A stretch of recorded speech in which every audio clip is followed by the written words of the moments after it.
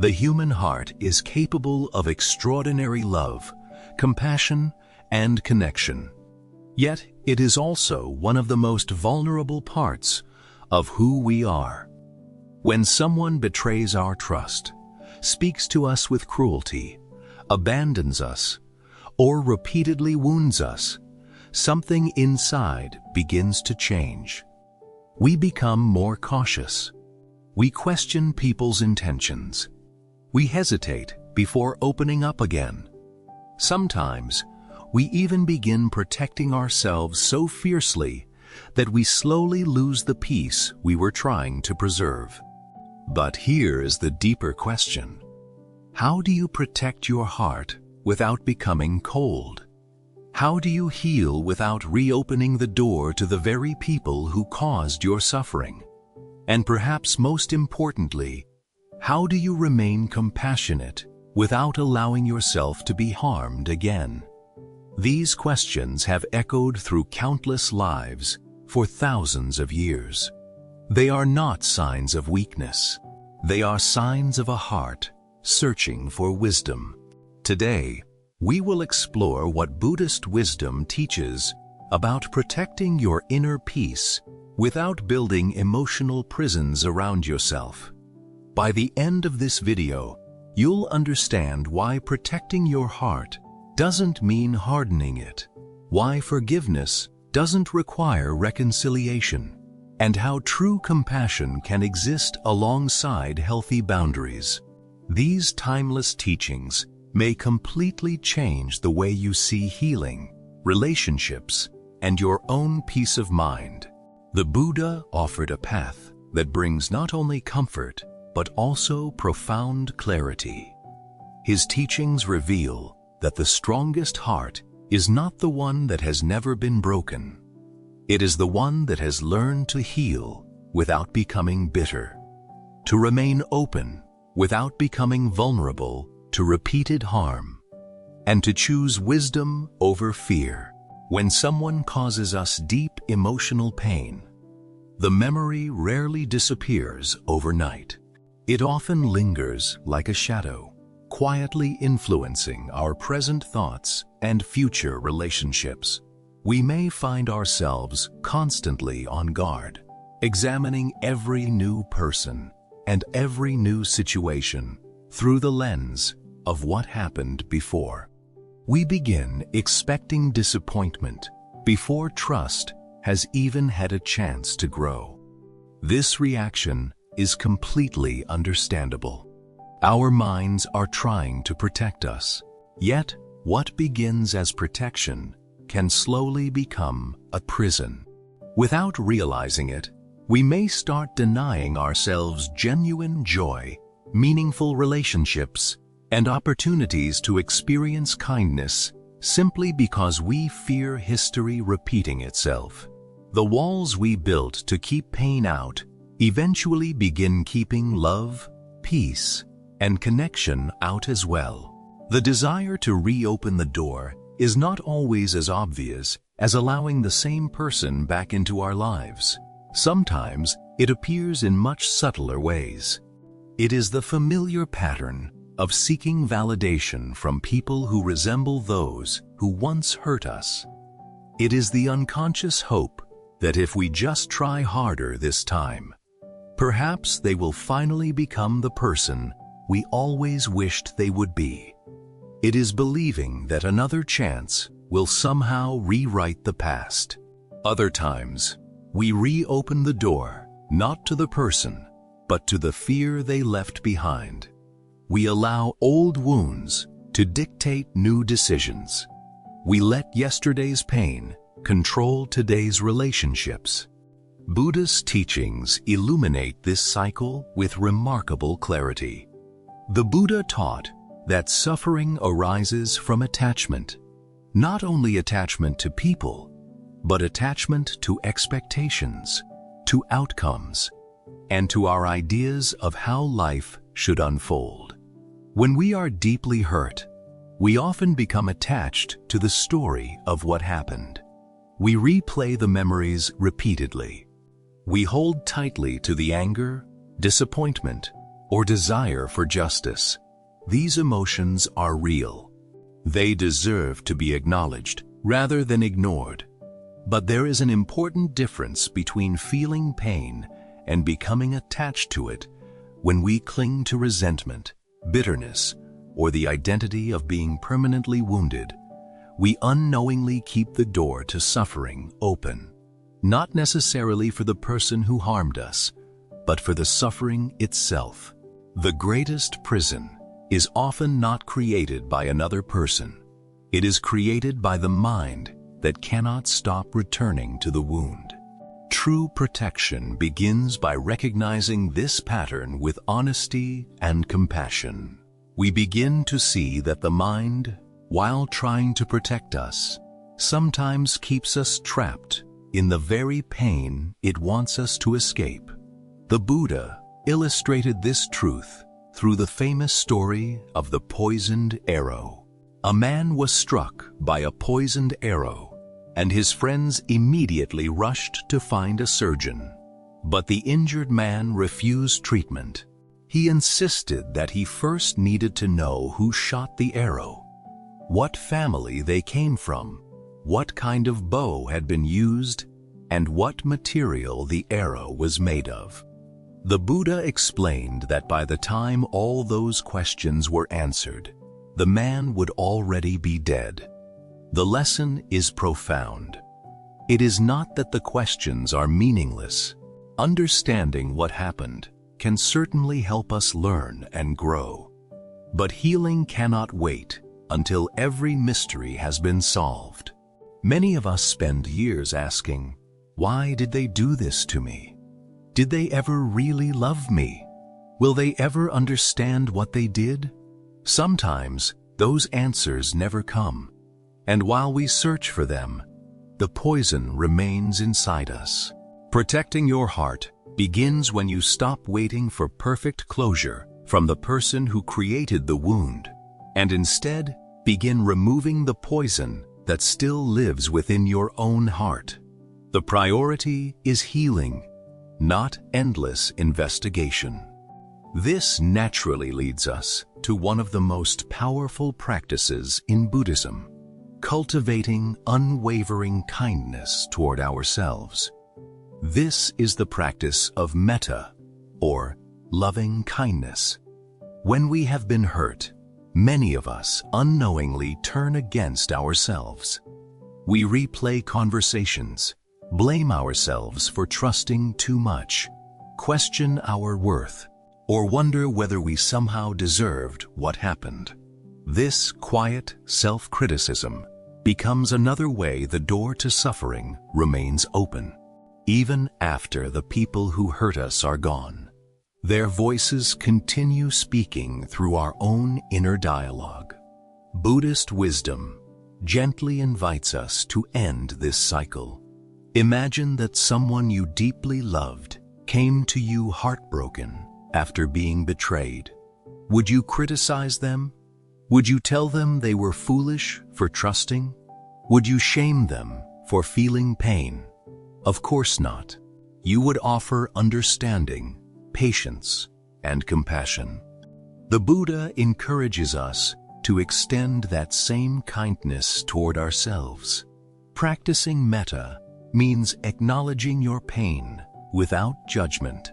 It means recognizing, yes, I am suffering right now, while also quietly wishing yourself peace, healing, safety, and freedom from unnecessary suffering.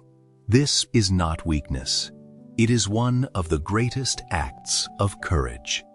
Each moment of genuine self-compassion strengthens the heart from within, creating an inner refuge that no outside cruelty can easily destroy.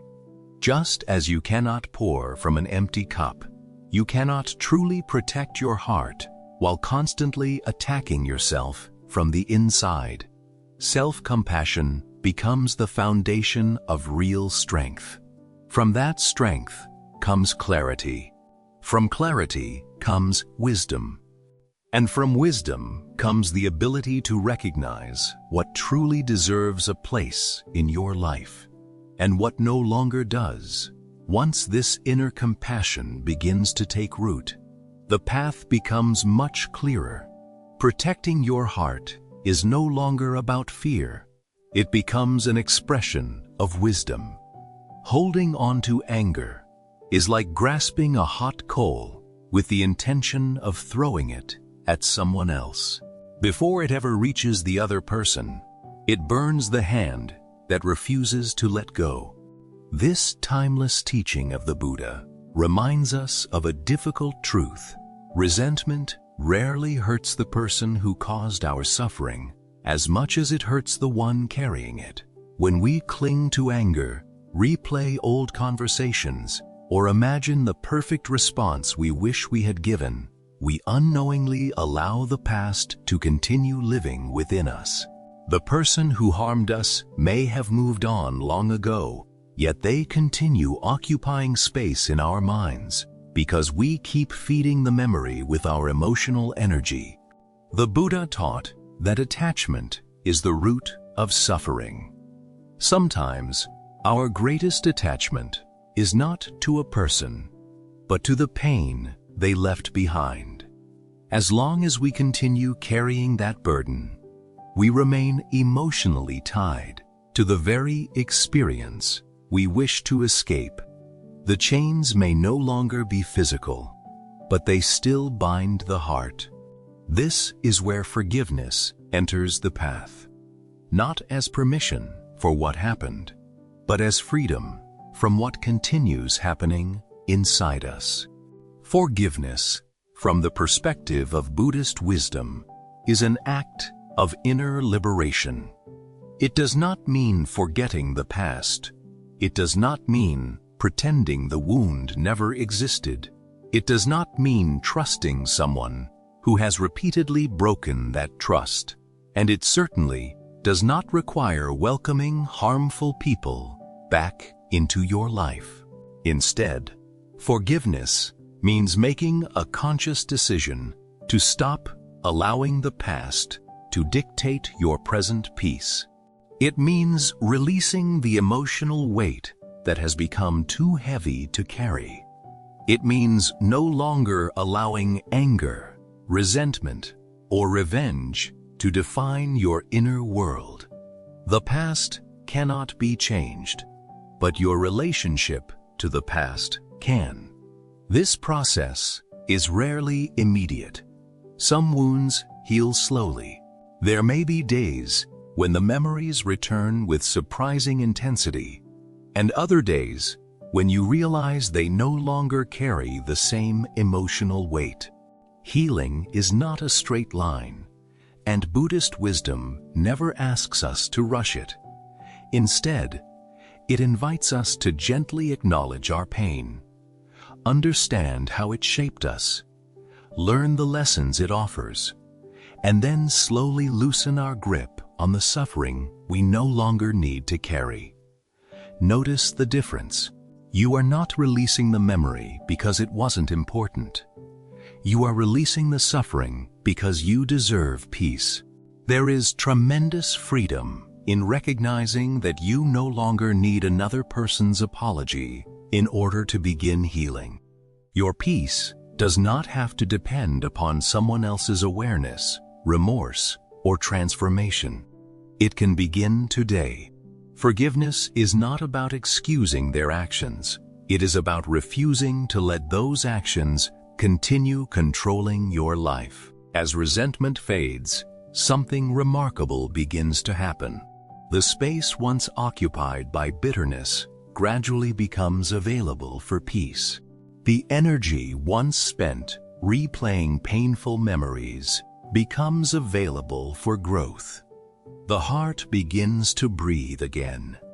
In this way, forgiveness keeps the door firmly closed, not to love, but to the suffering that once followed you wherever you went.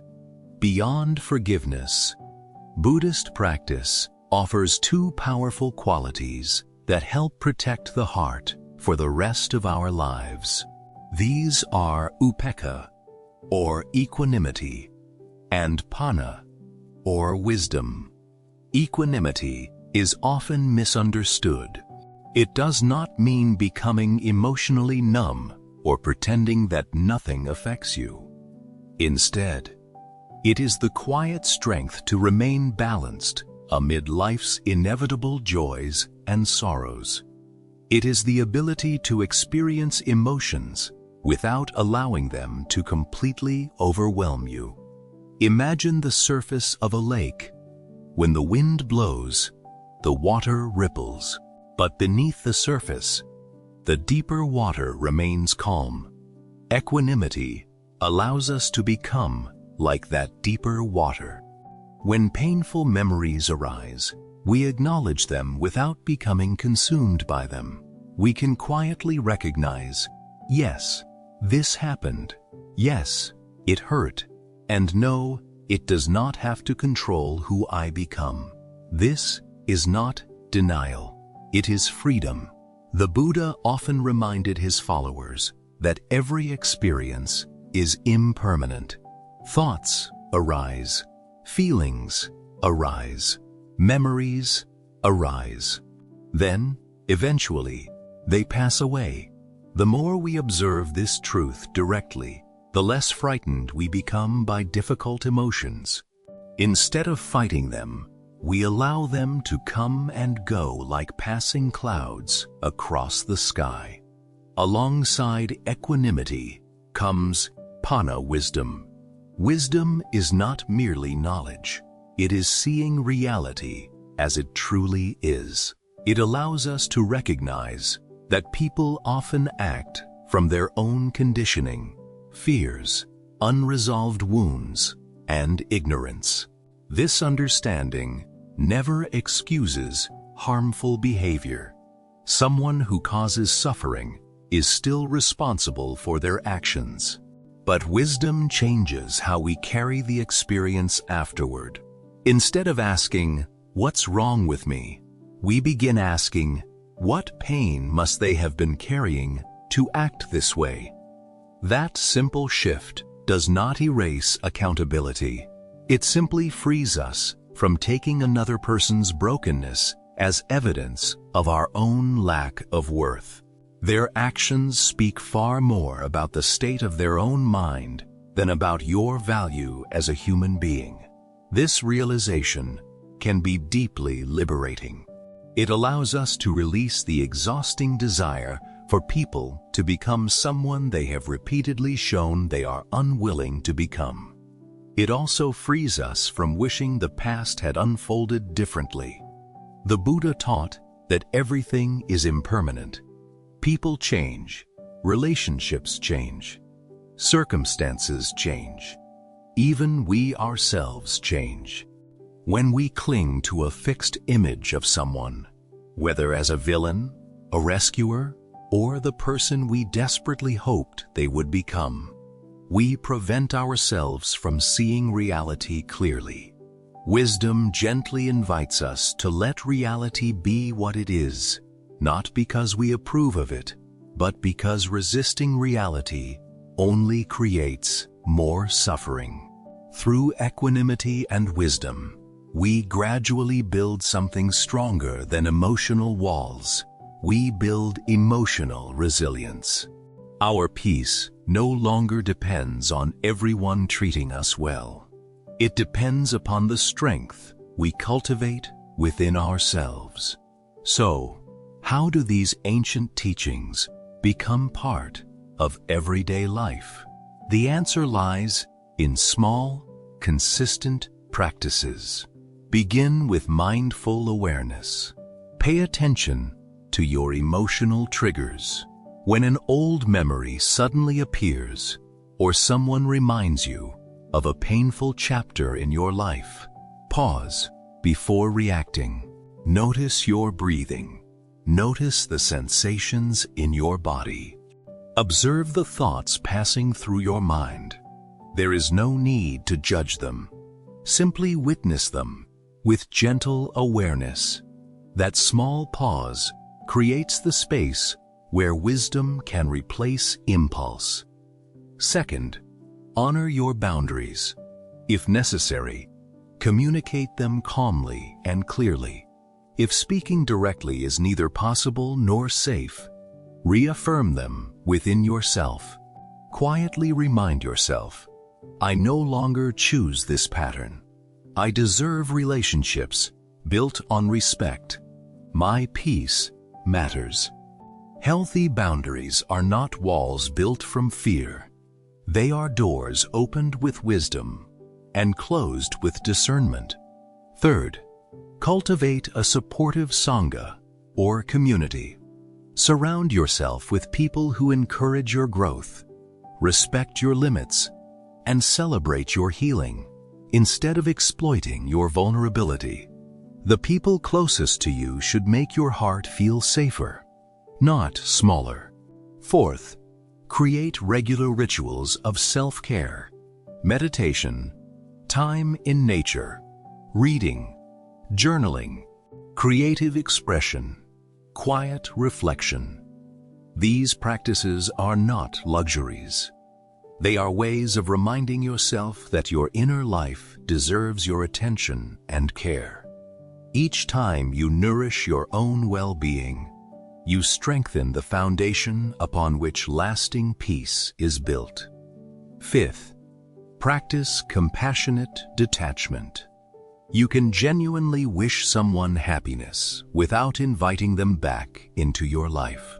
You can hope they heal while recognizing they are not safe for your heart. Compassion does not require closeness.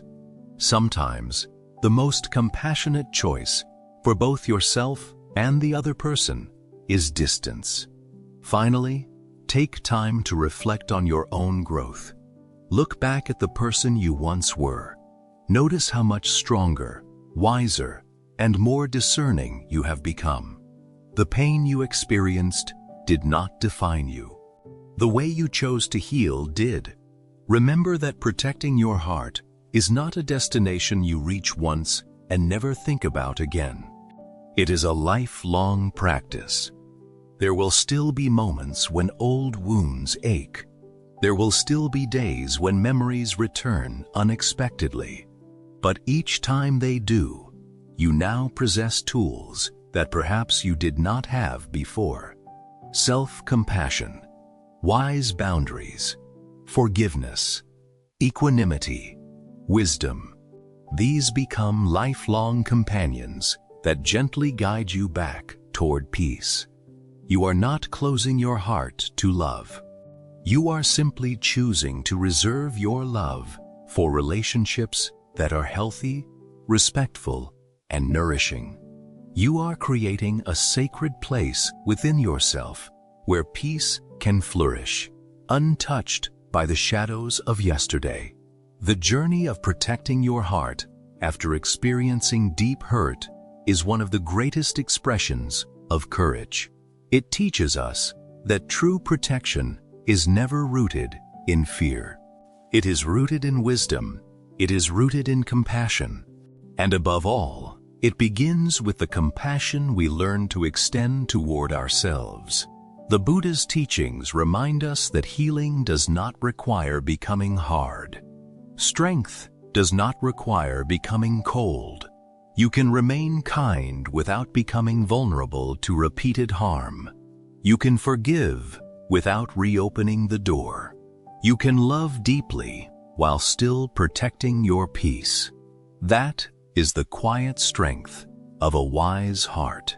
And perhaps that is one of the greatest forms of freedom we can ever discover.